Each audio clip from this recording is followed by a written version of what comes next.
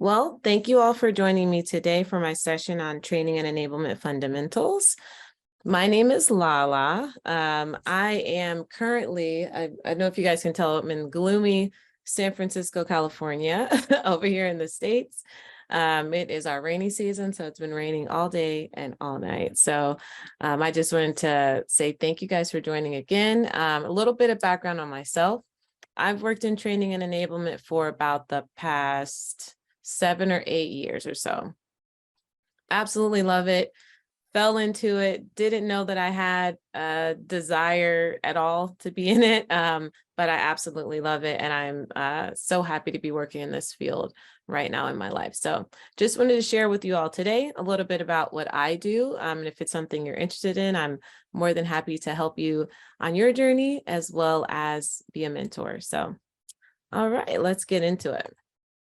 So today's agenda, we're going to cover enablement. What is it, right? Like a lot of people are like, I've never even heard of enablement. Like, what is that, right? So I know that's what I said the first time I heard it. So secondly, we want to talk about why is it important, right? So why is enablement important? Third, we're going to talk about how is it practiced, right? A lot of people don't understand exactly how enablement is practiced. And then lastly, we're going to cover who owns it. All right, now enablement. What is it, right? Enablement is fundamentally the foundation of any organization's go-to-market teams. So they are going to build any type of training. They're going to have an enablement strategy, and that's going to provide you and your go-to-market teams with what they need to successfully engage, and also how for you to best teach them, right? They're going to want to engage with those stakeholders throughout the buying process, as well as adding long-term value by helping maintain that relationship. Now, the field of training and enablement is essentially predicated on providing go-to-market teams with what they need to engage their target prospects, also their stakeholders, and retain the current customers that are already within the organization, right?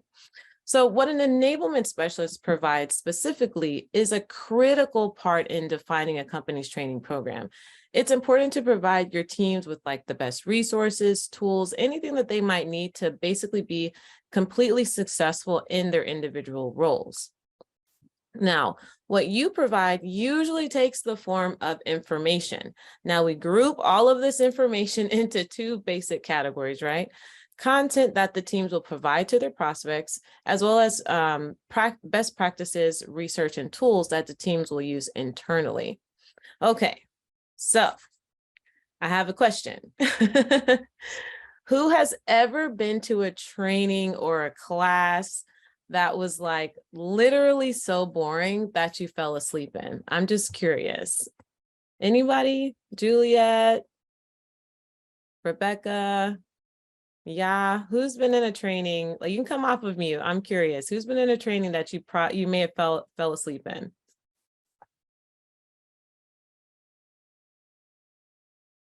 Florence? Florence, you were in a training that you fell asleep in? Yes. Please, I need to know what was going on. Too much talking. Too much talking, yes. Yeah. And I just fell like asleep. I didn't even know I slept. I completely understand. Look, I have been there before. And fun fact, like I didn't really like going to class or going to school when I was younger. So the fact that I work in training and enablement now is like how the tides have turned, right? So I totally get it. But I understand, and that's the reason I asked that now at the beginning is because I don't want this for you all today.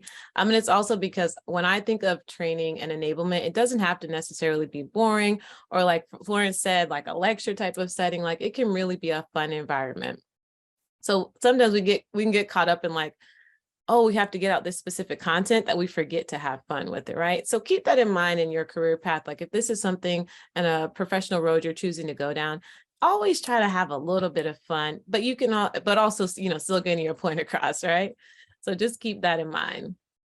Now, moving right along, we want to talk about some fundamentals within our training and development, right? Now, as part of excuse me, as part of enablement, salespeople and customer success managers must know how to use the resources you provide to them. That's why training and development is so important to organizations. The most effective enablement programs I've conducted are usually a mix of like traditional training program.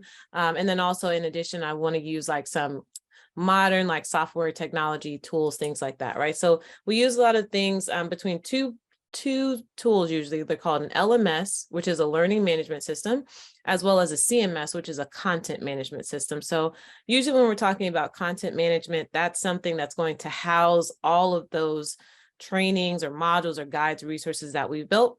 And then the learning management system is actually what we're going to pull reports from. So we can actually go in and look and see when the specific representative looked at it, if they've completed a guide or if they passed a quiz or things like that. So that's what those are going to be used for. Now, when we go down the list, there's really three main things to keep in mind: usability, measurement, and customer focus, right? Now, first, we're going to start with usability.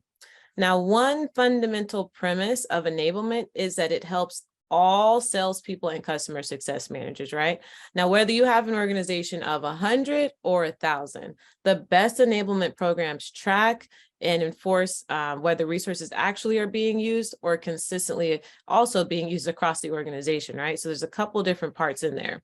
Now, we've all been there before, right? Trying to figure out how to use some new software or navigate an app or I just updated my iPhone and I was so confused. I was like, what am I doing?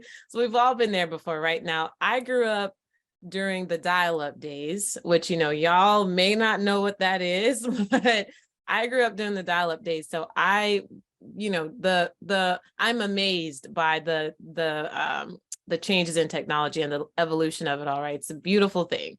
And just remember, when you're designing for usability, make sure the resources are easy to use, easy to find, also easy to apply and track and report. Usability and that making sure that it's user-friendly is so, so key and important. Secondly, here we want to talk about measurement. The final defining characteristic of enablement is measurement. Some of the more meaningful enablement metrics that you should track, usually they include like average sales cycle, like the number of reps achieving certain quota amounts, deal size, also going to help you track like those upsells and renewals. And then also for customer success teams, we want to talk about customer retention, right? So how many customers have reached that renewal date and have actually renewed, and also who have churned and maybe be a customer that we've lost, right? So that measurement is also sincerely key when we talk about these fundamentals. Lastly, we want to talk about customer focus. Effective enablement has to be customer centric. That is the most important part. It needs to provide salespeople and customer success managers with the tools and information they need to deliver what their buyers want, right? So it's like, I'm not gonna, go to Walmart looking for something I could find at Target or vice versa, right? Everyone has a preference. So we want to make sure that whatever trainings and resources we're providing, particularly if they're for external uses for our customers, that they are all customer centric and customer based. Think of us as like kind of like a GPS, right? Like also preferably Google Maps, because no bias, I'm just saying they are the best, but preferably Google Maps. But basically, we're going to provide that roadmap to our teams to help them navigate and get to their final destination. All right, so now we are going to talk about why is it important? Why is innate training and enablement important, right?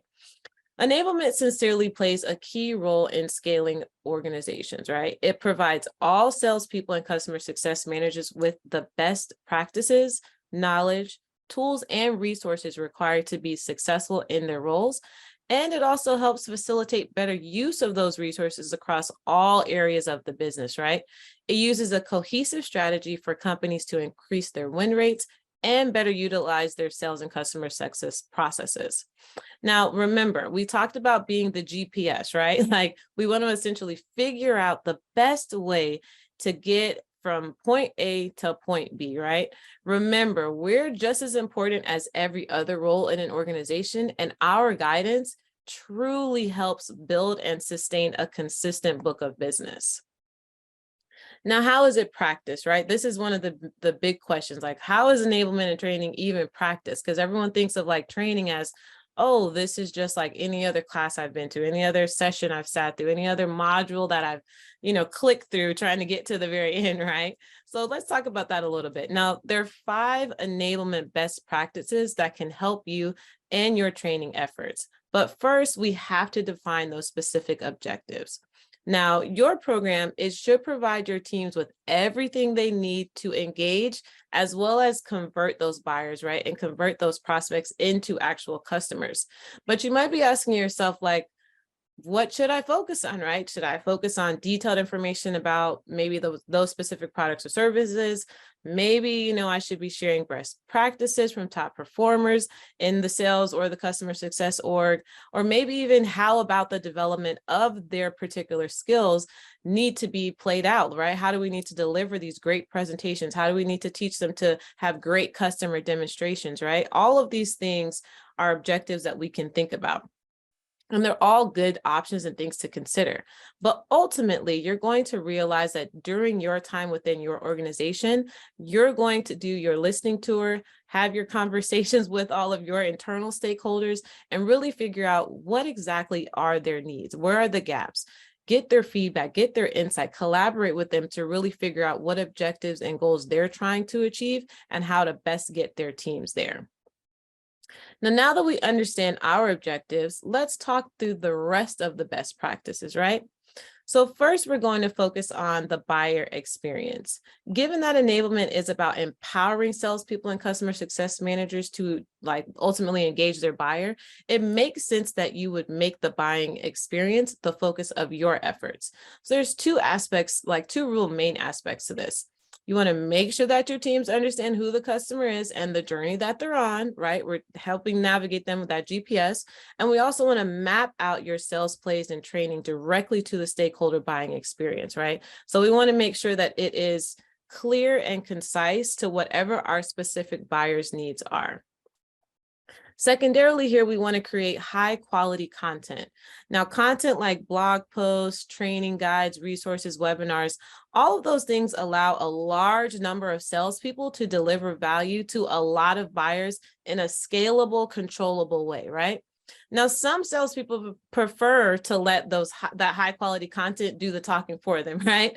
So do your best to always provide as much value-driven, engaging content and external resources that you can to help your team map out to their customers' buying experience. You can always, this is probably my favorite part of my job, if I'm being completely honest with y'all.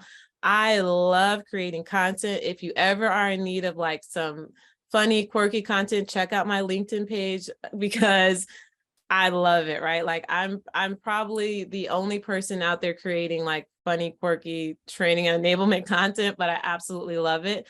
So just keep that in mind. Your content can be just as important and just as value driven and still be fun at the same time. Now, thirdly, here, we want to make our sales training, or remember that our sales training is a continuous effort, right? Training is where training is where salespeople and customer success managers teams have to sell more effectively and retain customers longer. So most training programs really suffer from one sincere fatal flaw, and it's just that they're not consistent or value driven. And as a result, the reps can quickly forget what they've learned and can even unintentionally begin to disregard the information or content that you've provided to them. That's why you need to make sure that your training is a continuous effort with at least one formal training a month, in addition to, reinforcing the use of those tools and the newsletters, collaborating, all those things that you've created, making sure that all of that is reinforced on a consistent basis. Those collaboration platforms are really going to keep enablement in front of the teams and ensuring that they're supported and confident in their roles. Lastly, we want to make sure to ensure that our teams leverage what you're providing, right? So it's not just the fact that we've went out here, we figured out our objectives, we've created this amazing content, we've made sure we're doing the trainings. We want to make sure that they're actually leveraging it, right? So these tools that we're building, these guides, these resources, they're ultimately there to be consistent points of reference and our internal source of truth for all of our teams, right? So even the best enablement programs can fall off really quickly if no one is watching how the teams are using what's been provided to them. So it's critical that like all of our management teams are reinforcing these things, that us as an internal organization or an internal team are also reinforcing it within the organization, and making sure that that content we create, as well as the best practices that we've given, are actually being used. And also that the tools that we provided are being optimized to their full ability, right? Making sure to pull those reports on the training metrics, ensuring that the content and the value is like a sincere asset to the team. Next, we're going to talk about who owns it. This is the last section of our session today. Now, within enablement, it's usually owned jointly by sales and marketing, and can fall sometimes under the revenue department organization, depending on the company. Now, there are 5 simple organizational rules that can help you structure your internal program within your company. Both sales and marketing must collaborate on what resources are needed for their program. Now, common resource requirements include things like general content, like we just spoke about. Usually there's playbooks that are created, talk tracks that you can use externally with your customers and or prospects, and also overall training for new hire onboarding, right?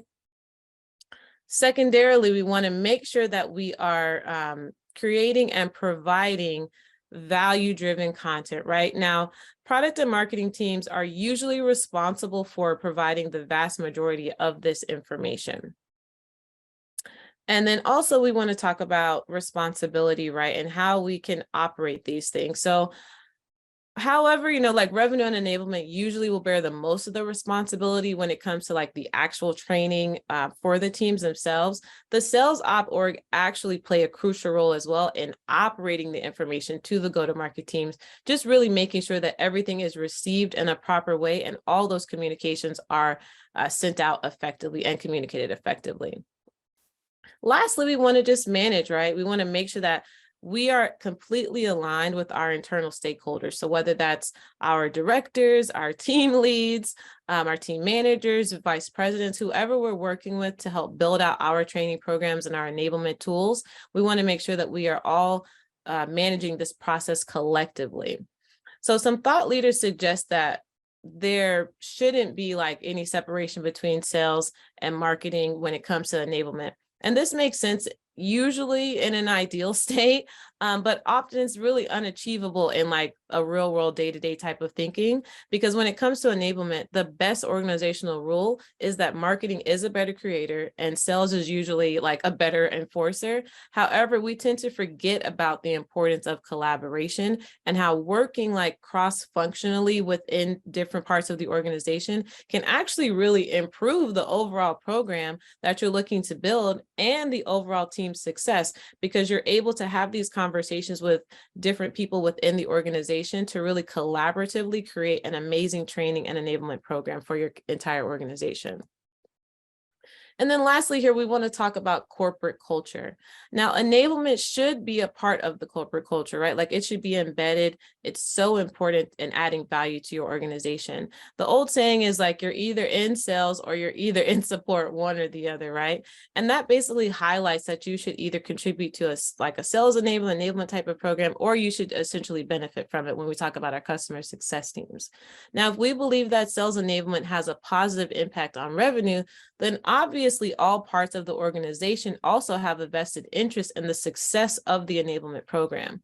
So companies that understand all employees are involved in sales performance are the ones that truly recognize the meaning of sales enablement and can appreciate the importance. Now let's do a quick review here. Today we covered enablement, what is it? Which gave you a general understanding of what the fundamental foundations of enablement are. Secondly, we covered why is it important. Now you understand the importance of training and enablement and why those fundamentals are imperative for any go-to-market team success. Next, we had how is it practiced. This gave you a clear understanding of the training and enablement best practices and also when to use them.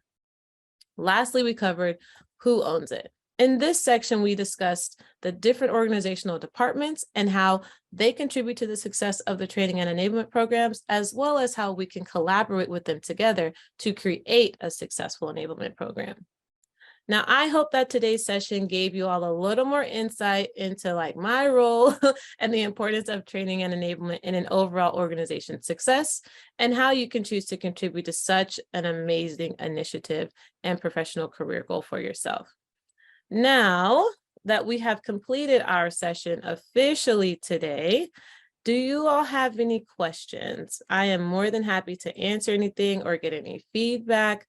Like, I am here for all of it. So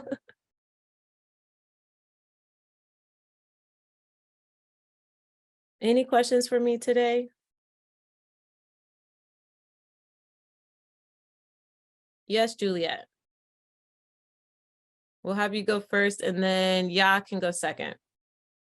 Okay. Hello. Thank you Hi. very much for your presentation.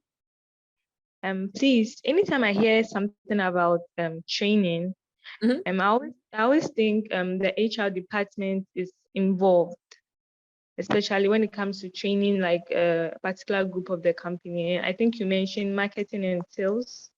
Mhm. But in the presentation, I didn't hear anything about HR enforcement. So I wanted to ask, is training and enablement only in the marketing and sales sector of an organization? Thank you. Oh, sure. Thank you for your question. Yeah, and honestly, Juliet, it just depends on the organization itself.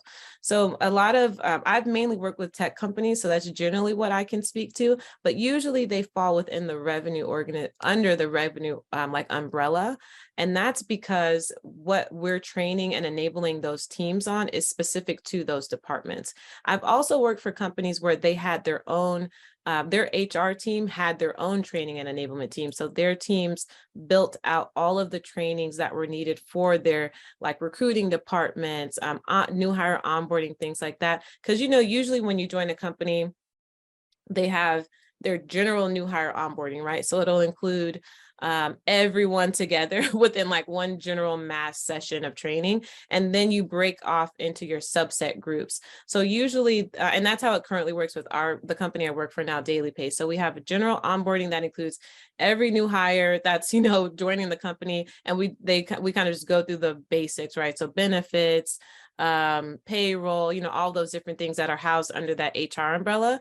And then from there, everyone breaks out into their individual subsets. So if you have a marketing person, if you have a legal person, you have go to market. So you have like your account executives or your customer success roles, they all break out into their individual trainings. And those are the trainings that generally the training and enablement team will then focus on facilitating.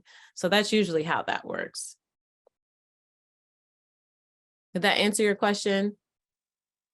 Yes, please. Thank you. Oh, perfect. You're welcome. You're welcome. And I think Ya had a question. Yes. Hello, everyone. I have 3 questions. Oh, sure. And my first question is, what is the career path of an enablement specialist? I mean, where's the lowest you can start from and where's the highest it can get you to? And the second question is whether it's a part-time or it's a full-time job. And the last one is whether it is an outsourced practice or it's generally part of a company. Thank you.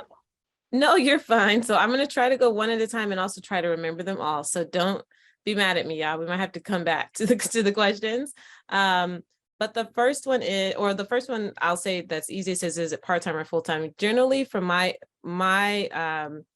experience, it's always full-time. I've never come across a part-time training and enablement role. And that's, from my understanding, also because of the extent of what your role consists of, because it's I don't want to say it's cumbersome, but there's usually a lot to be done. So doing that on a part-time basis usually is not feasible for like a larger organization. If it's a small startup, that could possibly be the case. But from the companies that I've worked for, it's generally always a full-time role. And what was one of your other questions? Okay, so the second question would be whether it's an outsourced practice, but you have already mentioned it. It's a full-time, so it has Oh to be yeah, part of yeah, an organization. yeah. And Yeah. usually, So usually it's not outsourced. However, there are times where a company could hire like a third party vendor that's a specific that focuses on something specific, you know what I mean? That's not necessarily involved in the internal workings of an organization. So they might hire someone else that is very specific in something that they need to train their teams on that they don't, that their internal training and enablement team isn't going to do for them. And then you have one other question. What was the first one? yes, the last question is what the career path of an enablement specialist is. So where do to you start from, basically? Yes. Oh, for sure, for sure. So usually you're going to start as some type of like specialist, like or if you're thinking of it in like a lower entry level type of requisition.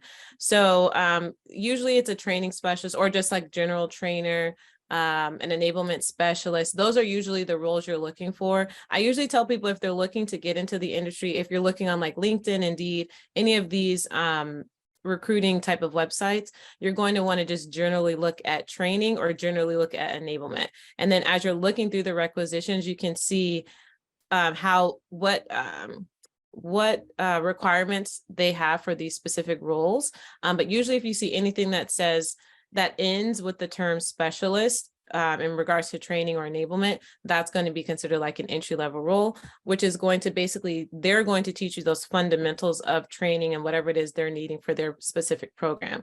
I will also say this, you can look into particular coursework that will help you as well within those roles, because training and enablement can sometimes be a very specific thing for specific companies. They may be looking for someone specifically for sales or specifically for customer success, or a combination of them both, right? You also have different roles within an organization that they may want to specifically train on, like marketing, or like I mentioned before with HR and recruiting, right? So if there is something more specific that you're wanting to get into in regards to training and enablement, I always recommend taking that additional coursework. So there's a lot of things, like if, for instance, you wanted to get into training and enablement for an HR program, you'd probably want to be familiar with Greenhouse, which is one of the largest recruiting type of software tools that's out there. If you're wanting to get into maybe more so of the tech field, like what I do, you may want to be familiarize yourself with a lot of LMS and CMS tools like WorkRamp or Guru or what's another one that's out there? HighSpot. So all of these different tools that you're using, you want to be familiar with those, because 9 times out of 10, those are some of the tools you're going to be using in that role. So I always recommend that. And again, you all have my LinkedIn information, my email information. If you're interested and you are like confused, like I saw this, but I'm not sure if it's right for me, feel free to reach out to me and let me know, and I'm more than happy to help you navigate through that process. When we talk, about the highest, I would say, in my personal opinion, that's going to be like a director of a program in this particular field. Either a director, a head, something of that nature is usually the height of this particular type of career path. Okay, thank you very much. I think it answered the basic question for me, but I want to know what really the educational path is for this career. I mean, this is the first time I'm hearing about an enablement specialist, and I want to know, so what the specific process is. So do you need a degree? Do you need to, is it an online program you can get into to get a grade, or what is it exactly you have to do? Oh, for sure. Any recommended websites or training programs you can get into to be one? Oh, for sure. So I'll be completely honest with you. There are a million paths to get to this same destination. So I have some friends of mine who also work in training and enablement, and they have, some of them have gone and had formal education, some of them have not. Myself, personally speaking, I don't have formal education. I've only done coursework post like high school and working as I've gone through my build up my career path, but I don't have a like college degree or anything like that. Like I've just worked my way through the process, and I've done a lot of individual training myself. One of the biggest ones that I recommend, or there's actually two, LinkedIn Learning is absolutely amazing for training and enablement. There's so many different resources on there, and I'm more than happy to send some of those out to you, yeah. And then also there's a website called edX. It's edx.com. I'll actually put it in the chat for you guys if you want to check it out. And edX is amazing. I've actually taken so many courses with them.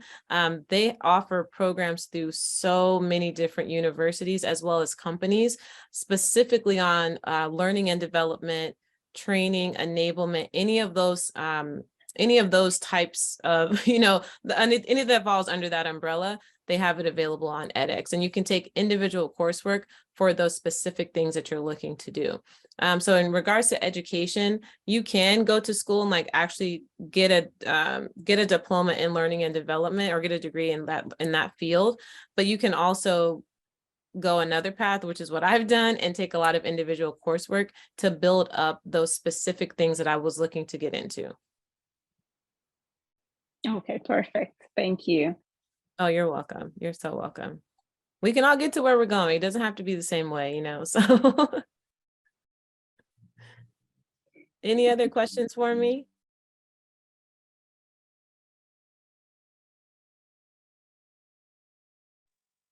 So your information and how we can contact you?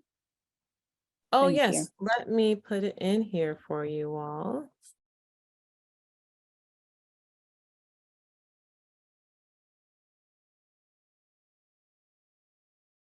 And put my email.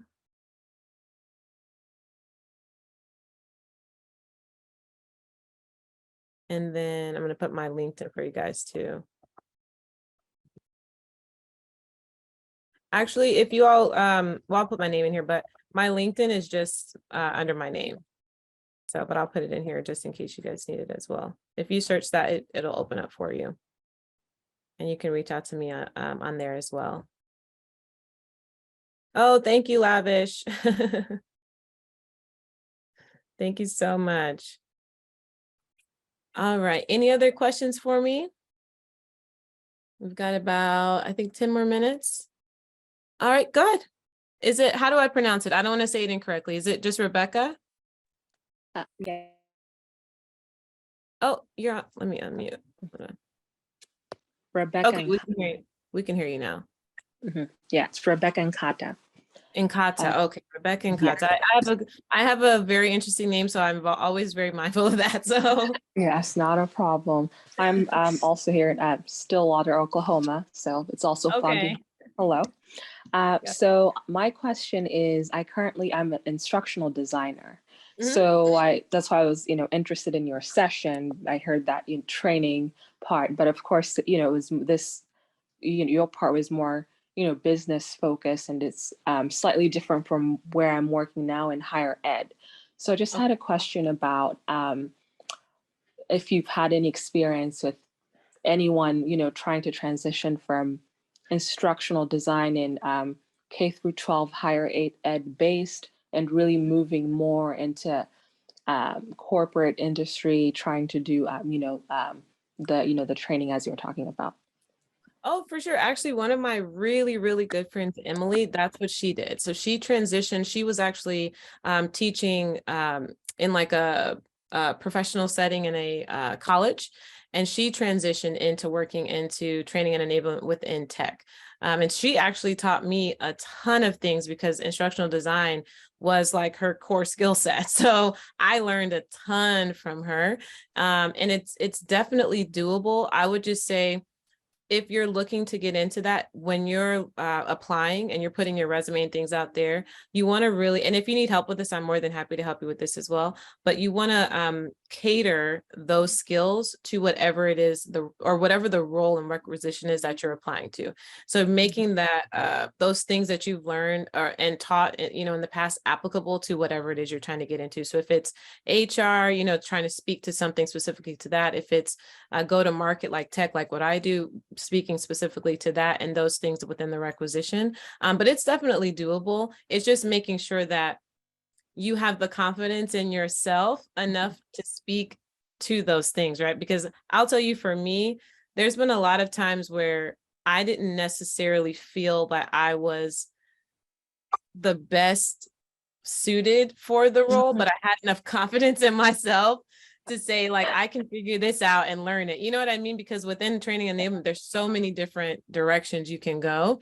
So some of it is like, I know this I have down packed, right? Like for you, you've got that instructional design down packed, but you may not be super familiar with LMS tools or CMS tools, right? So that may be some additional focus that you need to look into. So it's just having enough confidence though to say like, oh, I can learn all of these things and thrive in them and prove myself as an asset within this company. Okay, thank you very much for your help. Oh, so welcome. So welcome. If you need anything, reach out to me. I'm more than happy to help you look into different recs and things like that. Okay, will do.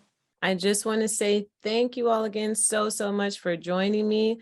Again, if you have any other questions, anything else that you need from me, please do not hesitate to either reach out via email as well as on LinkedIn. I'm more than happy to help you all through your training and enablement journey. All right. So you guys have a great rest of your day and enjoy the rest of the conference this week.